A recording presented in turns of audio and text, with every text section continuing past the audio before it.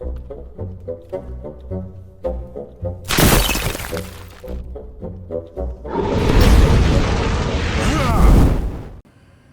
everybody, it's me, Riffraff Hornhelm, and I'm back again with another presentation from the Dwarven Vault.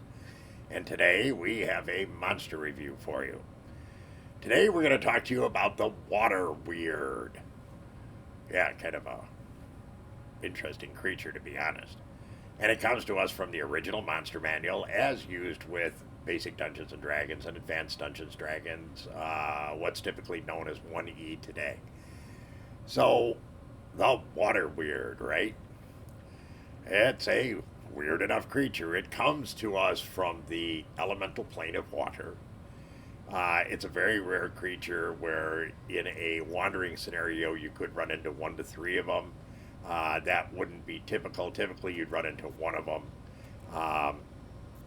They, as coming from the elemental plane of water, reside within a body of water like a fountain or a basin, or it has to have a sufficient volume of water in order to keep it. You can't do it in a bucket or something like that. And really, this creature is, on the surface, not that difficult. It's a 3+3 hit dice creature. It has an armor class of 4. There's no special magic resistance. And it is a very peculiar creature in terms of how it operates. What it will do is attack you by forming itself into a form of a serpent, and it does this in 2 melee rounds, and then strike at you.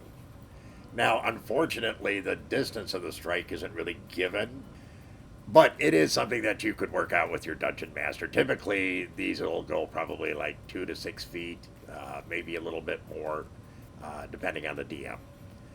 And when they strike you, if they're successful in a 2-hit roll, they strike as a 6 hit dice creature. Now, I know I said earlier it's a 3+3, but in combat, it attacks as a 6 hit dice creature.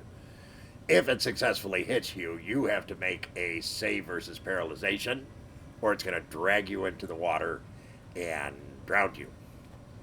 Now, it doesn't do any specific damage.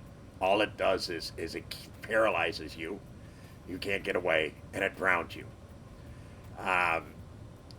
It says in the book that it feeds on your essence through some unknown method or some unknown manner or something like that. And the reality is that it just drowns you. So, if you're fighting these, well, how do you fight them? Most spells do nothing to this. They don't have any specific magic resistance, but spells do not affect this creature except for cold spells will slow it, and fire spells will do half damage. That's not a whole lot right there. If you hit it with your sword or a dagger, any sharp-edged instrument, it only does 1 point of damage, even if you hit it. Now, on the plus side, bludgeoning weapons do full damage. On the negative side, if it takes enough damage to be quote-unquote dead, all that happens is it shatters back into water and reconstitutes itself in 2 melee rounds. So, not that easy to get rid of. Now, to be honest, this is the kind of creature that I've encountered and used, both from a player standpoint and also from a dungeon master standpoint. They're a lot of fun to use in areas that are trapped. There are certain types of characters, I think, that are a little bit more susceptible to these, like a thief or a rogue. They're more likely to get there by themselves. If you're there with a group, I don't think these are too difficult to handle. If you're caught by yourself, this could work out really badly. Of course, there is a way to kill these, and that would be by doing a purify water spell on it. That's the one thing that will definitely kill these, and then it's dead. It's gone from the plane. So this is a pretty cool creature, and going out to the greater Hornhelm community, In talking to the DMs out there, asking them to rank this, they said this ranks a little bit better than what you would expect. They put it as a 4.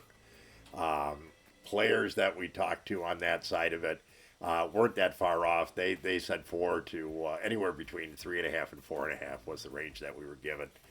And I think that's appropriate for this creature. Part of the problem with it is it's difficult to kill.